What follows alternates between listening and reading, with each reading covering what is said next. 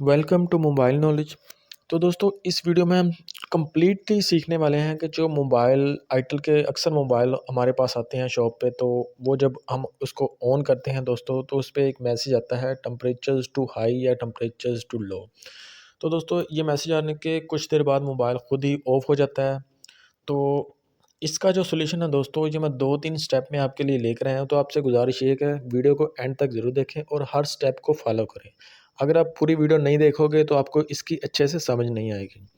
तो दोस्तों इसका सॉल्यूशन करते हैं हम। सबसे पहले आपने क्या करना है दोस्तों, तो सबसे पहले आपने जो अपनी बैटरी है दोस्तों उसको चेक करना है। तो बैटरी अगर चेंज करने के बाद भी आपका ये प्रॉब्लम सॉल्व ना हो, तो फिर आपने दोस्तों क्या करना है, ये सारी तफसील आपको मैं स्टेप बाय स्टेप इस वीडियो में बताने और दिखाने वाला हूँ दोस्तों।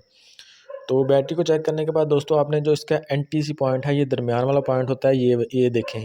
तो इसको एनटीसी पॉइंट जो है इसको आपने चेक करना है दोस्तों। इसकी आपने जो है इसकी रीडिंग को चेक करना है, इसके कनेक्शन को चेक करना है। तो उसके लिए दोस्तों आपको आपके पास ये नॉलेज होना चाहिए कि ये वर्क कैसे करता है। तो ये वर्क ऐसे करता है दोस्तों, इस पे इसके जो ये देखें आपको सामने नज़र आ रही है, दो इस पे जो रेजिस्टेंस नज़र आ रही हैं और एक कैपेसिटर लगा होता है। तो अगर तो आपकी ये डिस्कनेक्ट है, तो आपने सबसे पहले इसको जो टूटी रेजिस्टेंस वगैरह टूटी हुई है, तो आपने इसको अदर बोर्ड से लेकर आपने इसको रिप्लेस कर लेना है। तो दोस्तों ये देखें, ये मैं आपको स्टेप बाय स्टेप समझाने वाला हूँ दोस्तों। तो सबसे पहले क्या है, ये हमारी एक रेजिस्टेंस जो है इसमें से रिमूव है। तो हम क्या करेंगे, अब हम इसकी जो दोनों रेजिस्टेंस है दोस्तों, ये अदर फोन ये सेम बोर्ड है मेरे पास दोस्तों। तो इससे जो है वो इस मैं इस उतार के इस रेजिस्टेंस को दोनों को तब्दील करके आपको दिखाने वाला हूँ। तो इससे अगर आप जो हमारा जो प्रॉब्लम है ये सॉल्व नहीं होता, तो अगला स्टेप क्या है, तो वीडियो को दोस्तों स्किप मत कीजिएगा, क्योंकि अगला जो स्टेप है मैं आपको बताने वाला हूँ कि आपने अगर इससे आपका जो प्रॉब्लम है वो सॉल्व नहीं होता, तो अगला स्टेप आपने क्या करना है। तो देखें, तो हम इस दोनों रेजिस्टेंस को जो चेंज कर लेते हैं, और वीडियो में आगे चल के मैं आपको ये भी बताने वाला हूँ कि ये आखिर ये काम कैसे करता है, कैसे इसके वोल्टेज को मैनेज किया जाता है, तो जिससे आप जो है इस प्रॉब्लम को सॉल्व कर सकें। तो सबसे पहले तो हम इसको चेंज करके देखते हैं दोस्तों कि हमारा जो प्रॉब्लम है दोस्तों टेम्परेचर टू हाई वाला, वो ओके हुआ कि नहीं। तो ये देखें, दोनों रेजिस्टेंस को हमने चेंज कर लिया है। तो चेंज करके इसको ऑन करके चेक करते हैं। तो देखते हैं कि हमारे फ़ोन का जो प्रॉब्लम है वो सॉल्व हुआ कि नहीं। तो देखें दोस्तों, फ़ोन को हमने कर दिया है ऑन।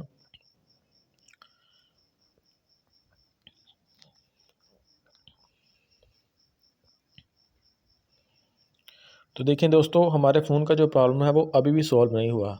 हालांकि सेम बोर्ड से हमने रेजिस्टेंस को लिया है दोस्तों, तो उससे भी हमारा जो प्रॉब्लम सॉल्व नहीं हुआ। अगर आपका प्रॉब्लम सॉल्व नहीं होता, तो आपने क्या करना है दोस्तों, आपने हम इसका करते हैं बाईपास। बाईपास कैसे करना है दोस्तों, ये मैंने दोनों रेजिस्टेंस को रिमूव कर दिया है। तो रिमूव करने के बाद ये देखिए, जो कॉर्नर पे आपको पॉइंट नज़र आ रहा है ये वाला, तो ये पावर आईसी से आता है दोस्तों 1.8 की सप्लाई, और ये जो पॉइंट आपको मैं दिखा रहा हूँ ये जाता है सीधा सीपीयू में। तो आपने इन दोनों कनेक्शन को चेक करना है कि कनेक्शन आपके डिस्कनेक्ट तो नहीं है। इस पे दोनों पॉइंट पे आपको रीडिंग आनी चाहिए। तो अगर आपकी रीडिंग ओके है, तो फिर आपने कोई भी सर्किट लेना है, उसमें से आपने 10K की रेजिस्टेंस लेनी है दोस्तों। 10K से ऊपर भी हो सकती है। 10K से लेकर आपने जो 20K से नीचे नीचे आपने जो रेजिस्टेंस इस्तेमाल कर सकते हैं। तो ये इस जो ख़राब चार्जर में से ये मैंने एक रेजिस्टेंस को लिया है दोस्तों। तो सबसे पहले मैं आपको इसकी वैल्यू को चेक करके इसको आपको बताता हूँ कि इसकी वैल्यूज़ क्या है। तो ये मल्टीमीटर को हम ये देखें, रेजिस्टेंस को हम मल्टीमीटर के ऊपर रख के तो इसकी वैल्यूज़ को चेक करते हैं। तो 20K पे हमने मीटर को सिलेक्ट कर लिया दोस्तों। तो ये देखें दोस्तों, तो इसकी वैल्यूज़ है 1.7 समथिंग।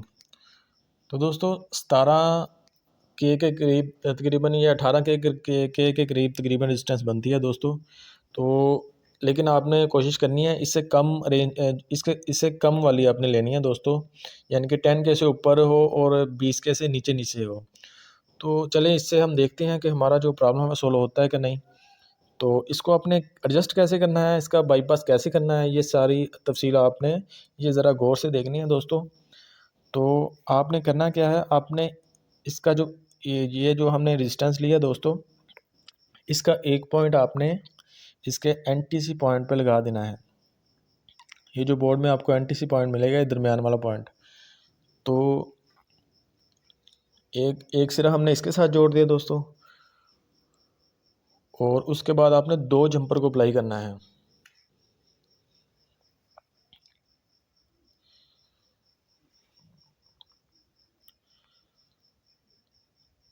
तो 2 जंपर को आपने कहाँ से अप्लाई करना है, ये देखें दोस्तों।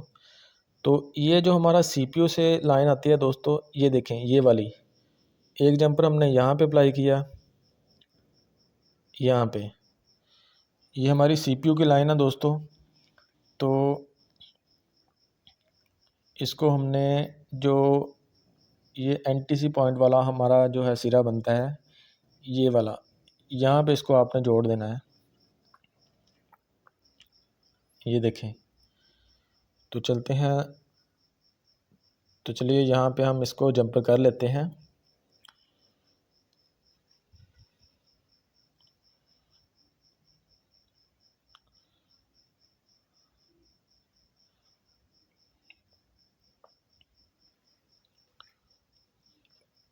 और जो दूसरा जंपर है दोस्तों, आपने ये ये जो पहले पॉइंट पे आपने इसको लगाना है, जो कि पावर आईसी से आता है दोस्तों। 1.8 की सप्लाई आपको यहाँ पे मिलेगी वोल्टेज। ये देखें यहाँ पे अगर आप मल्टीमीटर की मदद से चेक करेंगे दोस्तों, तो आपको 1.8 के करीब वोल्ट मिलेंगे दोस्तों। तो असल में होता क्या है, ये जो 1.8 वोल्ट होते हैं ये दोस्तों, ये जो रेजिस्टेंस होती है हमारी थर्मल रेजिस्टेंस, तो होता क्या है कि जो हमारे वोल्टेज हैं वो दोस्तों वो ड्रॉप होते हैं, और ड्रॉप जो हमारे 1.8 वोल्ट होते हैं वो ड्रॉप होकर तकरीबन 0.5 के करीब वोल्टेज जो है वो ड्रॉप होकर सीधा जाते हैं सीपीयू में। तो सीपीयू जो है वो इसको एक्यूरेट सिग्नल समझता है, तो वो टेम्परेचर हाई या लो का ऑप्शन नहीं देता। तो ये भी तफसील मैं आपको इस आगे चल कर इस वीडियो में बताने वाला हूँ। तो सबसे पहले हम इस कनेक्शन को जोड़ लेते हैं।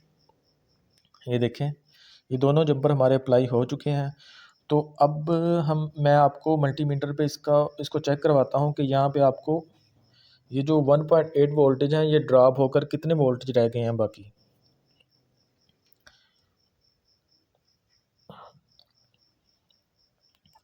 तो इसको ऑन करते हैं मोबाइल को, और ऑन करके मल्टीमीटर को 20 वोल्ट पे सेट करते हैं।